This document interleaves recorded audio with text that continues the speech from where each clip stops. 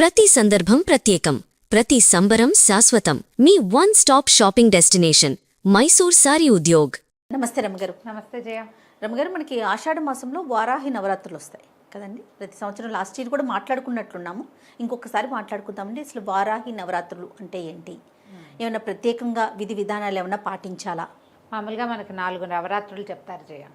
మనం రెగ్యులర్గా తరచుగా చేసుకునేవి, అంటే మానకుండా భారతదేశం అంతా అన్ని ప్రాంతాల్లోనూ ఆచరించేవి 2 ముఖ్యమైన నవరాత్రులు. అవేమిటి?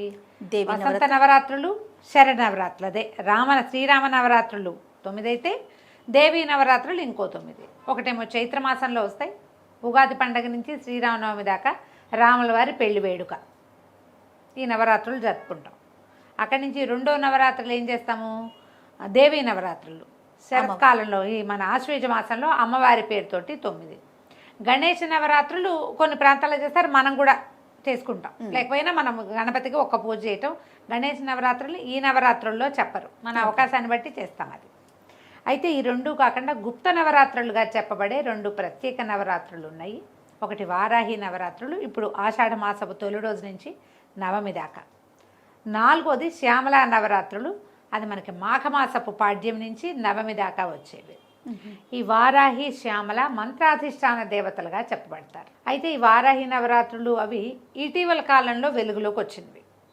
మనకి మనుషులకి ఏమంటారంటే సాధారణంగా జరిగేవి కాకుండా ఏవో చెప్పరానివి, చెప్పలేనివి, తీరనివి, సరిపెట్టుకోలేనివి అలాంటి ఇబ్బందులు వస్తూ ఉంటాయి.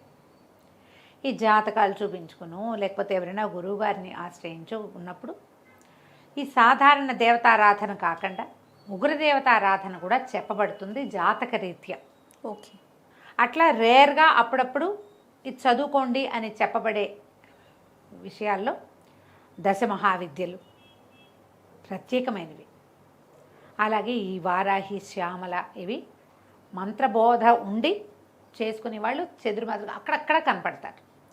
నార్త్ ఇండియాలో కొంచెం ఎక్కువ కనిపిస్తుంది మనకంటే, ఎందుకంటే వాళ్ళు చండీ పారాయణము అవి చేస్తారు. ఓకే. దసరాల్లో అసలు చండీ పారాయణ అవి మనకు ఉండవు. మనం రోజువారీ అమ్మవారికి ఎంతసేపు అలంకారం చేసుకున్నామా, నైవేద్యం పెట్టామో, ప్రసాదం ఇవాళ రంగు ఏమిటి, వాళ్ళ ప్రసాదం ఏమిటి, వాళ్ళు ఏం పువ్వు సమర్పించాలి, ఇందులోనే ఉండి లలితా సహస్రాలు అవి చదువుకుంటాం తప్ప, లేకపోతే రోజువారీ దేవతకున్న అష్టోత్తరం చదువుకుని సాధారణ పూజ అందరం చేసుకుంటాం. దేవాలయాల్లో విశేషంగా జరిగినా కూడా చండీ పారాయణలు అవి మన ప్రాంతంలో చేయరు, నార్త్లో చేస్తారు. ఓకే. ఈ వారాహి శ్యామల నవరాత్రులు కూడా మనకంటే కూడా బీహారు ఆ వైపు, కాశ్మీర్ వైపు అక్కడ జరుగుతాయట. మనకి తక్కువ, క్రమంగా అది వచ్చింది. ఇప్పుడు ఏంటంటే చిన్న చిన్న వాటికే తీవ్రమైన సమస్యలుగా పరిణమించేయటం, ఏం చేయాలో తెలీదు. రోజువారీ ఎన్ని పూజలు చేసినా సాటిస్ఫాక్షన్ లభించకపోవటం, లేదా సమస్య తీరకపోవటం.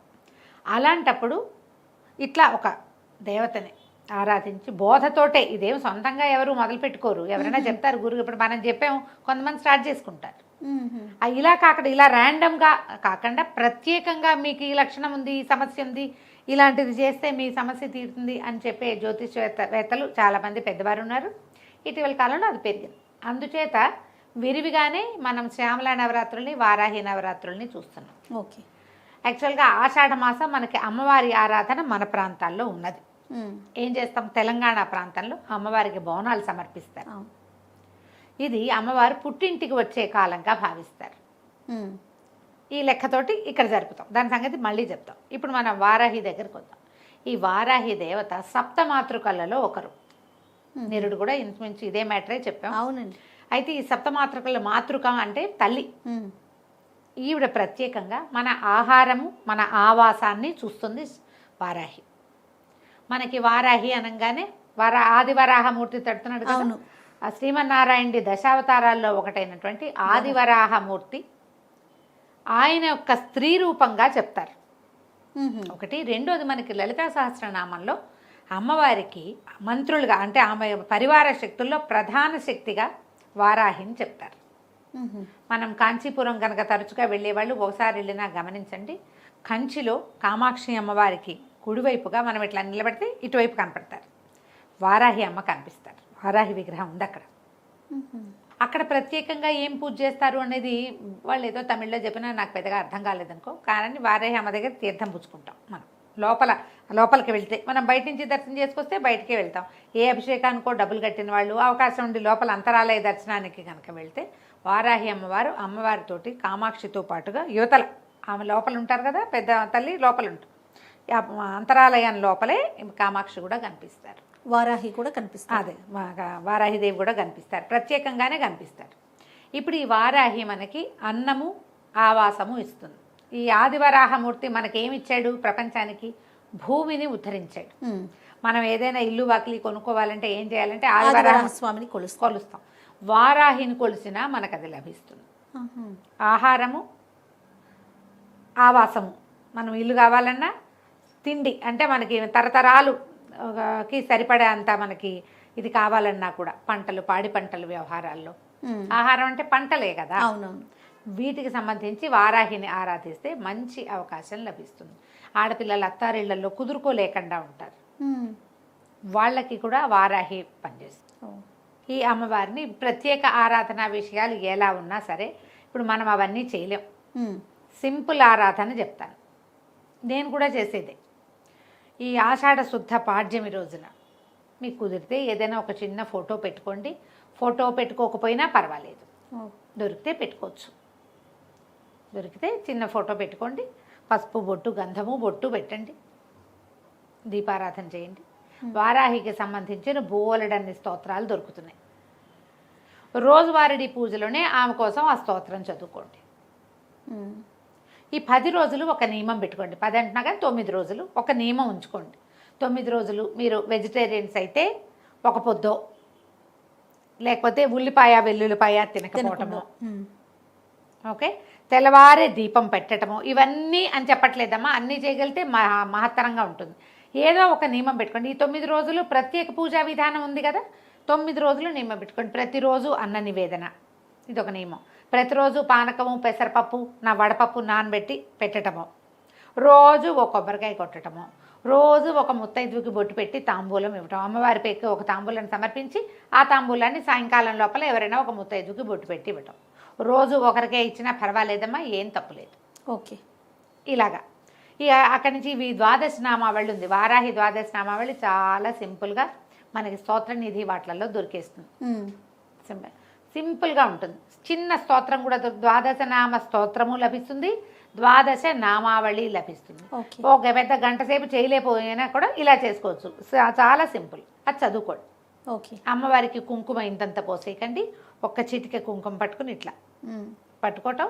మీ స్తోత్రం పూర్తయ్యాక అది సమర్పించి దండం పెట్టుకోండి. మీరు వండే అన్నం, మీరు పెట్టే భోజన ఖర్చుతో భోజనం ఎంత అన్నం పెడతారో దానికి ఈ పూజకి సరిపోతుంది. బాగా చేయదలుచుకుంటే ఇంకా మీ ఇష్టం. మీరు ప్రతిరోజు చాలామందికి భోజనం పెడతా, ఇంతంత ప్రసాదం ఉండి అందరికీ పెడతానంటే అవన్నీ మీ ఇష్టం.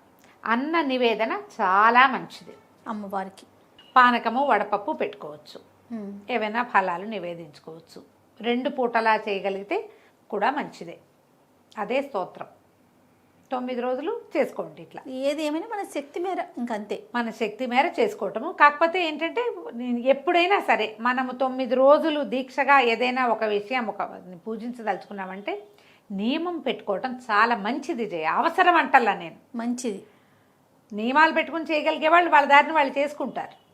ఇదేదో బాగుంటుందిట చేద్దాము అని అనిపిస్తే చేసుకోండి. 9 రోజులు దీపం పెట్టడము, రోజు మామూలుగా రోజువారీ దీపం పెట్టే అలవాట్లేదు, ఈ 9 డేస్ పెట్టండి. పొద్దున్నే చేసేసేయండి, సాయంకాలం కూడా దీపం పెట్టండి. సాయంత్రం దీపం అలవాటు లేని వాళ్ళు 2 పూట్లా పెట్టే దీపం పెడతానన్న నియమం కూడా పెట్టుకోవచ్చు. మీరు అది మీరు చెయ్యగలిగే నియమాన్ని పెట్టుకుని ఖచ్చితంగా దాన్ని పాటించండి. మీకు వారాహితో పాటు ఆమెను మీ కొలవాలన్న మీ దృక్పథం ఉంది కదా, అది మీకు ఎనర్జీ కింద ఫామ్ అవుతుంది. ఎప్పుడు ఇంతే పద్ధతి. దేనికైనా మన దసరా నవరాత్రుల్లో కూడా అంతే పెద్దగా చేయగలుగుతాం, చేయలేము. దేవాలయ సందర్శనం కూడా చేయొచ్చు. మనకి సమీపంలో వారాహి దేవాలయాలు తక్కువే కనపడతాయి. అవునండి కదా. నేను వారాహి దేవాలయాన్ని ఎక్కడ చూశానంటే రామకృష్ణాపురంలో, ఆర్కేపురం అంటే ఇక్కడ దిల్సుఖ్ నగర్ అవి దాటాక, కావాలంటే మ్యాప్లో చూడండి. 2 పీఠాలు ఉన్నాయి పక్క పక్కనే. వారాహి ప్రత్యంగిర పక్కపక్కనే ఉన్న దేవస్థానం ఒకటి. అమ్మవార్లు ఇద్దరు ఇట్లా చక్కగా ఎంత బాగున్నాయో జయ విగ్రహాలు, పరమాద్భుతంగా ఉన్నాయి. పురాతన ఆలయమేనా? కాదు, ఇటీవల కాలంలోనే నిర్మించబడింది అది. ఎప్పటి నుంచో అక్కడ ఉంది ఒక సంస్థ, చాలా కాలంగా, ఒక 30 ఏళ్ళుగానో 40 ఏళ్ళుగానో ఉంది. పక్కనున్న ఆలయంలో అమ్మవారు ప్రత్యంగిరగా కనపడతారు. ప్రత్యంగిర అంటే నరసింహముఖం, స్త్రీ స్వరూపం, ప్రత్యేకంగా ఉంటుంది. మీకు అవకాశం ఉంటే చూడండి, ఈ 10 రోజుల్లో చూస్తారో, తర్వాత ఎప్పుడైనా అవకాశం ఉంటే చూస్తారో మీ ఇష్టం. రెండు పక్కపక్కనే ఉన్నాయి. రామకృష్ణాపురం వరకు ఖచ్చితంగా చెప్పగలను. ప్రత్యంగిర ఆలయం కమాన్ లాగా ఒకటి కనపడుతుంది, అందులోపలికి వెళ్తే మనం ఈజీగానే పట్టుకోవచ్చు. మ్యాప్లో దొరుకుతుంది, అంతే, ట్రై చేయండి. 2 సంస్థలు పక్కపక్కనే ఉన్నాయి, 2 చోట్ల విశేషమైన అర్చన ఉంది, అద్భుతమైన దర్శనాలు ఉన్నాయి. చాలా బాగుంది, చిన్న చిన్నవి ఇవి, చూడ్డానికి చాలా బాగుంది. ఇంకా ఎక్కడైనా మీ ఇంటి చుట్టుపక్కల పురాతన ఆలయాల్లో ఎక్కడైనా వారాహి స్వరూపం అమ్మవారి దేవాలయాల్లో ఉంటే కనుక, ఇంకొక వారాహి దేవాలయం ఎక్కడ చూశానంటే నేను, ఇది హెచ్ఎంటీ ఆఫీసర్స్ కాలనీ సికింద్రాబాద్, అక్కడ కూడా ఒక మఠం వారి ఆధ్వర్యంలో సింహవారాహి అమ్మవారు ఇంతున్నారు జేజీ, చాలా బాగుంది. చిట్టి దేవాలయమే కానీ అమ్మవారు మంచి కళగా చాలా పవర్ఫుల్గా కనపడ్డారు. అక్కడ ఏవో హోమాలు అవి జరుగుతాయి. ఇప్పుడు నేను చెప్పిన ఇక్కడ కూడా రామకృష్ణాపురంలో కూడా హోమాలు అవి విశేషంగా జరుగుతాయి. అవకాశం ఉంటే చూడండి, ఏం లేదు, మీరు చేయదలుచుకుంటే ఈ 9 రోజుల్లో ఏదో ఒక్క రోజైనా చేసుకోండి. పాజిటివ్ ఎనర్జీ, అంతకంటే ఏం లేదు. ఇంక మనకి మంచిది. జాతక దోషాలు ఏమైనా ఉంటే, పిల్లలకి పెళ్ళిళ్ళు కాకపోయినా, ఆడపిల్లలు అత్తవారిళ్లలో ఇబ్బంది పడుతున్నా, అబ్బాయిలు అత్తవారిళ్లలో ఇబ్బంది పడుతున్నా చేసుకోవచ్చు. అదే సమాధానం దొరకని ప్రశ్నలు, పంటలతో ఇబ్బంది, పొలాల్లో ఇబ్బందులు ఉన్నవాళ్ళు, స్థలాలు ఎక్కడైనా ఇరుక్కుపోయి వెనక్కి రాని వాళ్ళు, అమ్మదాం అనుకుంటాం ఎప్పటికీ అమ్మలేని వాళ్ళు, కొనాలనుకుంటున్నాం కొనటం కుదరని వాళ్ళు, వీళ్ళందరూ కూడా వారాహిని ఆరాధన చేసుకోవచ్చు. వారాహి ఆరాధన సంవత్సరం అంతా చేసుకోవచ్చు మనం కావాలనుకుంటే. ఈ ప్రత్యేకమైన దినాలన్నప్పుడు, ఇలాంటప్పుడు అమ్మవారి అనుగ్రహం బాగుంటుంది కాబట్టి ఎక్కువ ఉంటుంది కదా, అందుకని అవకాశం ఉన్నవాళ్ళు చక్కగా చేసుకోండి. ఇది ఉగ్రదేవతారాధనగా భావించద్దు. మామూలు మనం చేసుకునే ఈ చిన్న పూజ సాధారణ దేవతారాధన కిందే వస్తుంది. ఓకే, మనం ఏం చేయటం లేదు. మనం ఏం చేస్తాం, అమ్మవారికి ఒక అష్టోత్తరమో, ఒక చిన్న స్తోత్రమో, ద్వాదశనామావళి ఏదైనా ఒకటి చదువుకుంటాం. మామూలుగా మన ఇళ్లలో నవరాత్రుల పూజల్లో ఏం పెట్టుకుంటామో, నివేదన పాయసాన్నం చేయొచ్చు, రోజు పులిహోర చేసి పెట్టచ్చు, రోజు పాయసాన్నం చేసి పెట్టచ్చు, రోజు పులగం చేయొచ్చు, అన్నం మీద కాస్త నెయ్యి వేసి చిన్న బెల్లం ముక్కేసి నివేదన చేయొచ్చు, పనికొస్తుంది. ఓకే, మీరు అవకాశం ఉంటే తప్పకుండా చేసుకోండి. వారాహి అమ్మవారి అనుగ్రహాన్ని పొందండి. తప్పకుండా రమ్మగారు. నమస్తే. నమస్తే జయ.